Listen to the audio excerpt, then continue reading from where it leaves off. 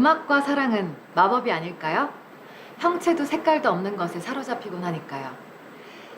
이 피아노 앞에서 사랑에 빠졌던 두 연인이 이제 영화 속에서 나와 실제의 삶 속으로 각각의 길을 걷게 된 듯합니다. 이어지는 영화길에서는 전쟁을 테마로 한 영화들, 그리고 그 현장으로 떠나봅니다. 전쟁이라는 야만적인 시간 속에서 더욱 빛을 발하는 건 음악처럼 혹은 사랑처럼 인종도 사상도 초월해서 누구나 느낄 수 있는 모두의 아름다움 같은 것이 아닐까요? 전쟁 영화 속에는 언제나 희생되는 사람들이 있고 또 살아남는 사람들이 있죠. 무참하게 파괴되고 죽어가는 가운데 목숨을 걸고 지켜지는 마지막 가치들은 생명 그 자체, 아니면 생명이 가진 존재들이 나눌 수 있는 사랑과 우정 같은 진실한 가치들입니다. 영화 활이 촬영된 전북 완주군 공기마을에 있는 편백나무 숲으로 가는 길입니다. 숲의 공기가 너무 좋아서 저도 모르게 더 깊은 숨을 들이마시게 되는데요. 전쟁 영화 속에서 더욱 절실해지는 그런 생명들이 느껴지는 듯합니다. 전쟁 영화가 보여주는 것이 그런 것들이 아닐까요? 가장 절박한 상황 속에서 지켜낸 것들, 그래서 더욱 빛을 발하는 것들이죠. 영화 활은 1636년 청나라군이 조선을 침략했던 병자호란을 배경으로 하고 있습니다. 무력한 국가를 대신해서 소중한 것을 지키기 위해 죽음을 무릅쓴 한 남자의 이야기인데요. 그의 활은 죽음을 겨냥한 것이 아니라 가장 사랑하는 것, 소중한 것을 지켜내기 위한 거였죠.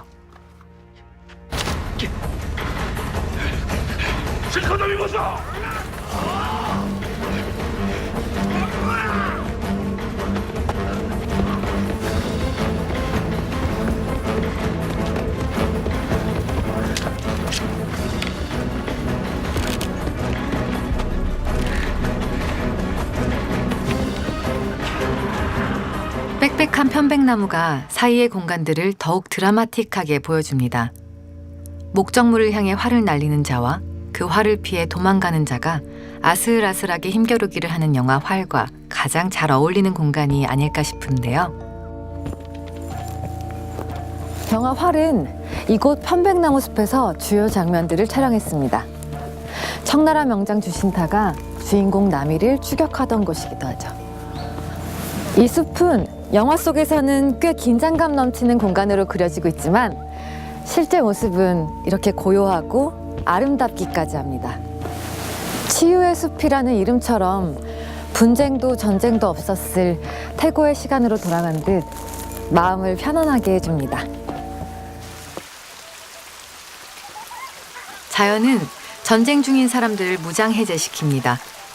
아무런 편견도 편가름도 없는 자연과 자연을 닮은 순진무구한 동막골 사람들 속에서 인민군 장교와 국군 장교라는 신분으로 서로 총을 겨누던 수아와 현철은 서서히 하나가 되는데요. 성명이래 뭐이가? 난 리수아라 하는데. 이데올로기와 명분을 내세운 전쟁이라는 것이 얼마나 무의미한 것인가 하는 것을 영화 웰컴 투 동막골은 깊은 산중의 아름다운 자연과 서로 순수하게 어울려 살아가는 사람들을 통해서 보여주고 있습니다. 뭐 편한 척 친한 척 그렇게 지내는 거야 어떡한?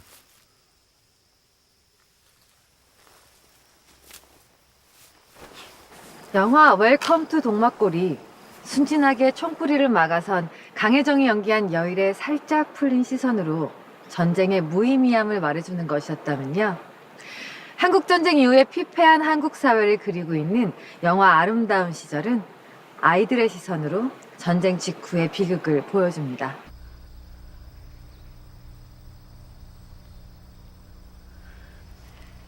전쟁은 전쟁 그 현장에만 있는 것이 아니라 전쟁이 끝난 후 살아남은 사람들에게도 계속됩니다. 영화 아름다운 시절은 전쟁이 핥히고 간 한 마을을 보여주는데요. 한국전쟁 직후 모두가 어려웠던 시절 아버지가 미군 부대에 일자리를 얻게 된 성민네 살림은 점점 나아집니다.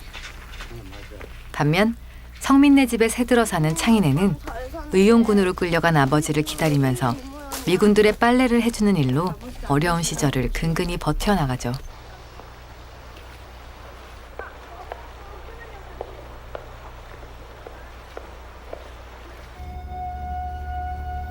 미군들의 빨래를 대신해주면서 힘들게 살아가던 창인에 섬진강을 배경으로 까만 옷가지들이 흩날리던 장면이 보이는 듯합니다.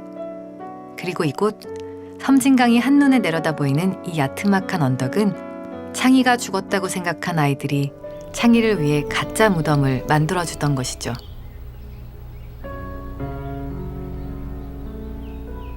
전쟁에 있어 진정한 승자는 없습니다. 다만 그 고통이 언제 닥치느냐 하는 것일 뿐인데요. 성민의 아버지가 미군 부대의 물건을 빼돌리다 붙잡혀 성민네는 마을을 떠나게 됩니다.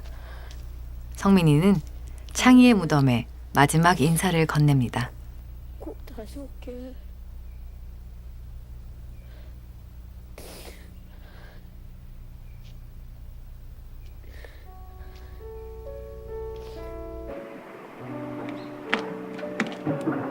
지금은 좀 변했을 테지만 당시 영화를 촬영하던 15, 16년 전만 해도요. 이곳 부담마을은 50년대의 풍경을 재현해낼 수 있을 정도로 순수하고 때묻지 않은 자연의 모습 그대로였습니다. 성민이는 그가 떠나면서 했던 약속처럼 언젠간 다시 이곳으로 돌아올까요? 아마도 그 모든 시간들의 이야기는 여기 언제나 같은 자리에 우뚝 서 있는 고목나무들과 묵묵히 흐르는 저 섬진강만이 알 수 있을 겁니다.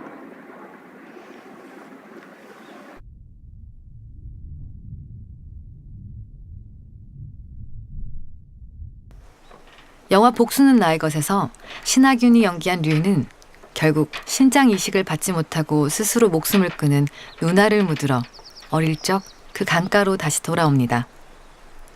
적막한 강가, 이곳 섬진강의 장구목은 복수는 나의 것의 주인공들이 차례로 비참한 죽음을 맞는 곳이기도 하죠.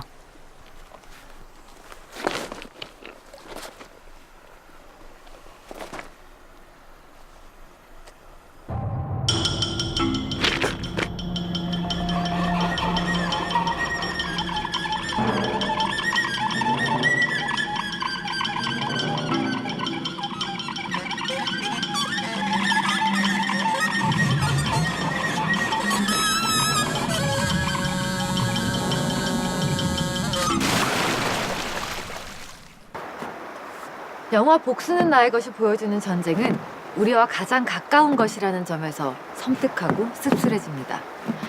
사회라는 전쟁터에서 빠져나온 사람들이 각자의 복수를 향해 모인 곳. 아마도 감독은 이 고요하고 은밀한 정막을 필요로 하지 않았을까요?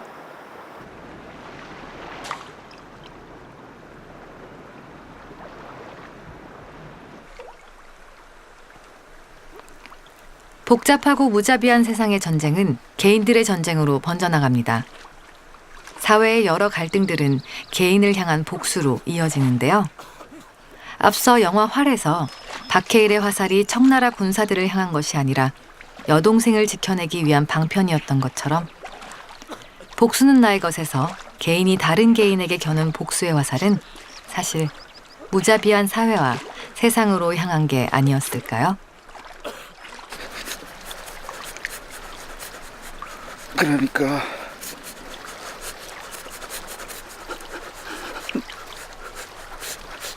나 죽이는 거 이해하지? 응? 그렇지?